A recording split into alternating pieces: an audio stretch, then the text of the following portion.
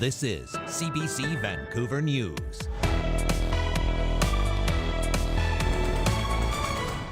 And just continually talk about housing mandate after housing mandate. We also need to have this infrastructure from the province. Why several BC municipalities are disappointed to learn they will be among the next to receive housing targets from the province. And there are no safeguards to ensure that once a person is detained, that they are treated humanely, with dignity, and that their rights are respected. A charter challenge to BC's Mental Health Act over a provision that groups say denies patients the ability to consent to treatment. Also, Canada Post workers rally across the country demanding an end to the ongoing labor dispute. Hello, I'm Janella Hamilton. Thanks for joining us. The province has named 10 more communities that will be expected to meet set housing targets. The targets will reflect 75% of each municipality's estimated housing needs. But as Sarab Sandhu reports, some of the mayors of those municipalities say they are already doing their part and need more support from the province. The province's latest mandate to 10 additional BC communities build more homes and build them fast. Well, I wish they would consult with local governments. Coquitlam, Burnaby, Richmond, Pitt Meadows and the township of Langley are among the latest municipalities to be added to the province's housing targets list, along with Courtney, Langford, Penticton, Squamish and Vernon. But some mayors say they are not happy to be included on the list, as they believe their municipalities are already doing everything they can to help address BC's housing crisis. We've tripled our housing demand projections as far as the number of units we approve. That's all we municipalities get to do. The mayor of the township of Langley says the list won't change what the city can actually do. We can't just continually talk about housing mandate after housing mandate. We also need to have this infrastructure from the province. He says the province needs to start supporting infrastructure like schools and hospitals, and that developing in the township is particularly complicated as much of the land is undeveloped. Richmond's mayor agrees. 40% of our land is in the agricultural land reserve, and so you know that's an absolute deal breaker. You cannot build other than just a farm home. The BC government says since the Housing Supply Act was created in 2023, 30 municipalities have built more than 16,000 net new homes. The province says the target numbers will be given to this new batch of municipalities after consultations starting in June. These are high demand municipalities, mostly where there's a lot of need for housing. But because they were not on the early naughty list, the sort of priorities of you are just way far behind your targets, some of these are performing relatively well. But of course, nobody has provided as much housing as is needed in BC. One expert says along with the targets, the province needs to provide municipalities with more support. They want to succeed in getting a lot done, but they might be working against themselves by pushing places where municipalities and planners, to be honest, can't magically necessarily go without additional supports being in place. Adden says the province's focus on increasing the housing supply is a step in the right direction, but she says it needs to work closely with municipalities. Sarab Sandhu, CBC News, Surrey. BC's Supreme Court is looking at whether or not a particular provision in BC's Mental Health Act is violating the Canadian Charter of Rights and Freedoms. Advocates are challenging an element related to involuntary care called deemed consent, which they say denies patients the ability to consent to treatment. Michelle Morton reports. The Council of Canadians with Disabilities launched the Charter Challenge nearly 10 years ago, and proceedings got started this past Thursday. They say it's not involuntary care they're taking issue with. It's a provision related to it under the Mental Health Act called deemed consent, which states that anyone with involuntary status under the law is presumed to have agreed to psychiatric treatment. There are no safeguards to ensure that once a person is detained, that they are treated humanely, with dignity, and that their rights are respected. that there's an opportunity to include friends and family in the decision-making. One BC woman says she has experienced both, being detained under the Mental Health Act and supporting a loved one going through treatment. They're just stuck there. And a lot of what would be helpful is usually things that are provided with community and with families. But the Mental Health Act, essentially, like once the person's under that, they don't have any rights. And so like you're kind of blocked from being able to then provide that support. Mental health advocates argue BC is unique among Canadian provinces and other jurisdictions worldwide in having the deemed consent provision. Many other jurisdictions, the UK and elsewhere in Canada, have made those changes so that people can have more voice and more control in their journey of care. I think that a collaborative approach to care is going to be a better approach. And we've seen that is best practice, and it's been done in other provinces successfully. The 30-year-old man charged in the deadly Lapu Lapu Festival tragedy in Vancouver was under mental health supervision at the time of the attack.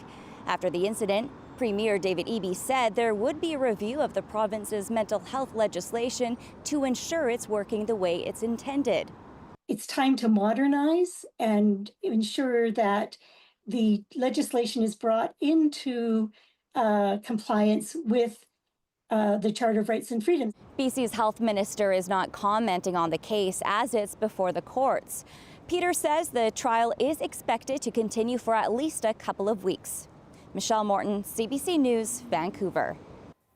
More concerns are being raised about Colona General Hospital days after Interior Health announced the pediatric unit would be closed for at least 6 weeks due to critical staffing shortages.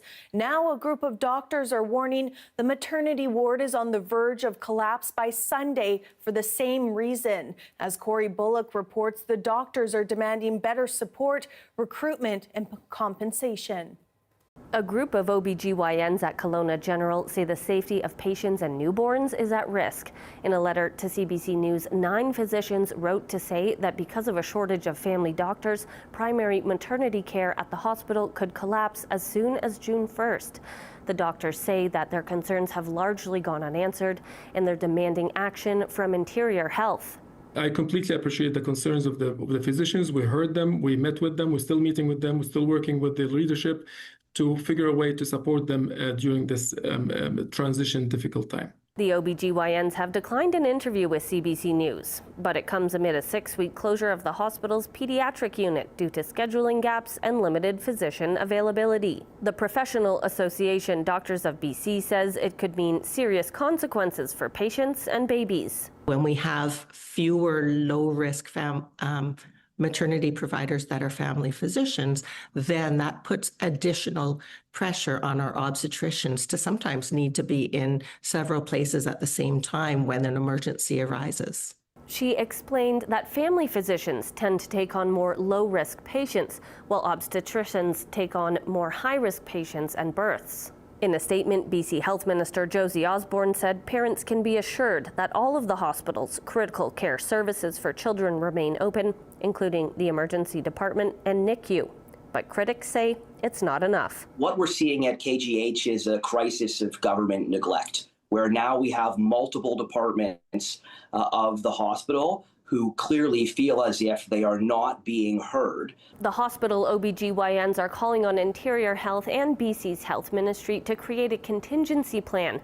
They want the government to make sure that patients are cared for and that maternity patients are transferred if they can't get care locally. Doctors of BC acknowledge that Colona General Hospital is not a rural hospital. It serves a region of 250,000 people, and it's the primary referral hospital in the Interior Health Authority, a population of 900,000. Corey Bullock, CBC News, Cranbrook. Dozens of people packed into a Cranbrook courtroom Friday in support of a Kimberly resident and business owner who was assaulted last fall. I haven't seen him that close since that day, so it was pretty... I felt a little bit sick, I felt like I was gonna get sick, and then I calmed down, but I've seen him in passing driving, and that's unsettling, but today was definitely unsettling. It's difficult to be around them, both of them actually. Just disappointed that it's... According to Crown Counsel, the assault happened after Cuban let go one of her employees. The employee's husband, Colin Harrison, showed up a week later outside of Cuban's store, beating her for several minutes. Harrison pleaded guilty to assault. The Crown has recommended a sentence of 9 to 12 months in prison and 2 years probation with conditions. But Cuban says the assault has had lasting physical and emotional impacts and suggested penalties aren't enough. A sentencing date is expected to be set on June 12th. Industry Minister Melanie Joly says Canada is fighting unjustified and unlawful U.S. tariffs with retaliatory actions. Her remarks came after Donald Trump announced he's doubling levies on foreign steel and aluminum to 50%. The higher rate is set to take effect Wednesday. Ethel Musa reports. When it comes to tariffs on steel and aluminum, U.S. President Donald Trump is promising to double down. We're going to bring it from 25% to 50%, the tariffs on steel into the United States of America. Nobody's going to get around that. Including Canada, which is the largest steel supplier to the United States. The U.S. first imposed 25% tariffs on steel and aluminum from Canada in March. Trump says this latest move is all about protecting America's steel industry. But the head of the Canadian Steel Producers Association says it could cause harm on both sides of the border. Obviously, negative consequences in Canada with the domestic steel industry in many forms, but it will also have significant consequences to the United States in terms of security of supply and in terms of pricing. In a post on social media, Canada's Industry Minister Melanie Joly said, in part, "We are fighting the current U.S. unjustified and unlawful tariffs with our own retaliatory actions, strong domestic support packages, and big moves to diversify our trade." And while Trump has been criticized for announcing steep tariffs and then backing out, one industry expert says, just making this announcement has an impact. Just making this announcement raises the price of steel. And getting Canada's steel industry to pivot where it markets its exports in the face of this new tariff could be challenging. It's very difficult for us to be able to, think of other markets, Asia, Europe, because they're all trying to protect their own industries at this time. Melanie Joly says she expects to meet with Canadian steel and aluminum producers in the coming days. Meanwhile, Trump says his tariff hike will go into effect next Wednesday. Ethel Musa, CBC News, Toronto. Premier David Eby, who is headed to Asia on a 10-day trade mission, weighed in on Trump's announcement that he's doubling levies on foreign steel and aluminum to 50%. Yeah, the tariffs, while they will disproportionately impact Ontario and Quebec, still affect British Columbians. We're all Canadians. These are significant employers in major provinces in the country that are going to be affected by this. And the challenge for all of us is that as Canadians, we sink or swim together. So we got to be supporting each other. For us in British Columbia, it means stepping into the role that we've been put into by this moment. Which is as the gateway to the market that will enable us to diversify our relationships. Eby is trying to court new trading partners in key industries, including mining, seafood, and clean energy in response to the U.S. tariffs. The trip includes stops in Japan, South Korea, and Malaysia. The United States is BC's biggest trading partner. Japan and South Korea are the third and fourth largest trading partners. Because of the trade mission, Eby will be missing out on the first ministers' meeting scheduled to begin tomorrow. Eby says he booked the trip before the meeting date was announced, and the province's deputy premier and attorney general will go in his place. A developer in Surrey City Centre is turning to a new strategy to attract home buyers in today's more cautious market. Square 9 Developments held a one-day flash sale offering 25% off its move-in ready concrete-built condos. One realtor says he set up a tent overnight to make sure he was first in line this morning. And right now, it's a great time because these things are selling for such low prices. And you can't build these at this prices, right? So my suggestion is if you see these kind of discounts, get in and and take advantage of these pricing. Know your price per square foot and make a smart decision. The developer says the reduced prices bring the average cost down to $720 per square foot, about $400 less a square foot compared to similar properties in the area. Canada Post employees rallied in cities across Canada today, including here in Vancouver, with workers demanding an end to the ongoing labor dispute between their union and the Crown Corporation. About 55,000 members of the Canadian Union of Postal Workers have been engaged in contentious labor talks. The impasse led to a month-long strike last year, and union members are currently banned from working overtime. Earlier this week, Canada Post presented its final offers to the union and has asked the federal jobs minister to force union membership to vote on the proposals it put forward. BCs Health Suck Nation ratified its written constitution through a ceremonial feast in Bella Bella Friday, the nation's elected chief calling it a monumental day that comes after 2 decades of development and consultation. Today, we're not just celebrating the passing of our constitution, we're celebrating the return of our voice, the restoration of our inherent laws, and the rise of our future generations of Heiltsuk people. The First Nation approved the adoption of a written constitution in February that followed 6 months of engagement with more than 2,000 Heiltsuk members in Bella Bella, Nanaimo, and Vancouver. The nation says the Constitution will develop core laws for the nation, covering issues such as land management and language.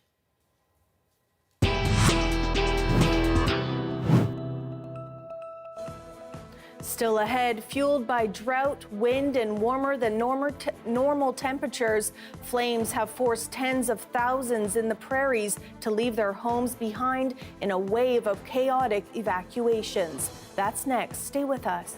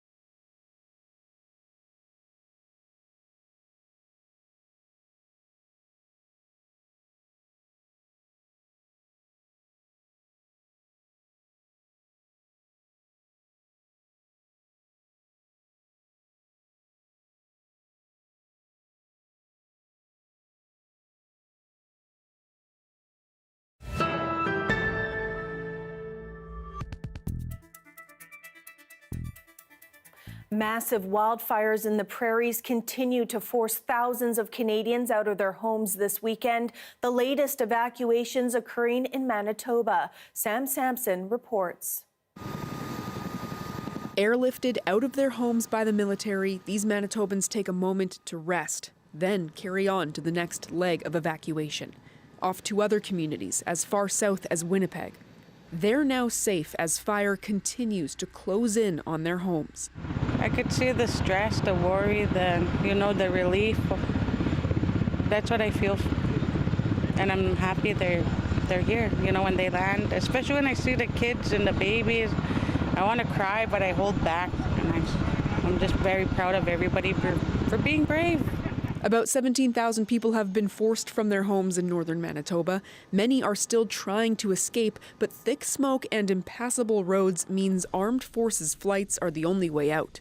The province continued to declare evacuation orders on Saturday. Communities near the Saskatchewan border like Cranberry Portage and Sturgeon Landing have been ordered to leave. Fire has forced thousands out in northern Saskatchewan as well, facing hours-long drives to get to evacuation centres. You got to pay attention on the roads because some of the people don't have headlights on, and then on some roads they were so dusty. Officials in Saskatchewan urge residents to be cautious. The next 4 to 7 days are absolutely critical until we can find our way to a change in weather patterns and ultimately a soaking rain throughout the north. In Alberta, hot, dry winds fed fires that forced thousands out in the north, including Chipewyan Lake, where the fire was so strong it pushed past firefighting forces and entered the towns. Officials say the water treatment plant has been destroyed. It's not safe to re-enter the community at the moment, and I think high winds and smoke, and there's obviously still the fire threat in the area. Smoke from the fires is spreading far, even triggering air quality alerts in Wisconsin, Minnesota, and North Dakota. The outbreak of firestorms from Thursday evening in Alberta actually generated a really thick pall of smoke that went north over the Arctic and is now coming back south over Hudson Bay and into the Great Lakes and south into the United States. So smoke can travel around the world, and that's certainly what we're starting to see now. The smoke, a residual reminder of the danger thousands of Canadians still face. Sam Sampson, CBC News, Edmonton. Here we have a time lapse of downtown Vancouver as the rain swept through this morning, making way for sunshine in the coming days. I'll have your full forecast coming up next.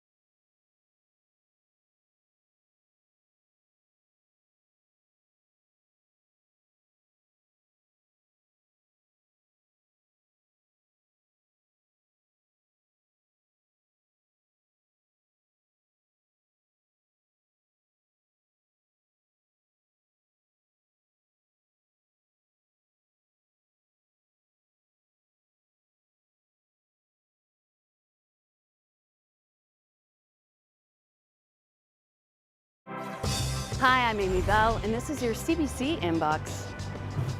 CBC celebrates Asian Heritage Month through the language of movement, where every step tells a story. Throughout the month of May, we're shining a spotlight on Asian dance groups, showcasing the dynamic blend of classical, folk, and contemporary dance forms. These talented dance groups share their cultural heritage through stories and traditions, knowledge, and technique. Read and watch their stories at cbc.ca/BC.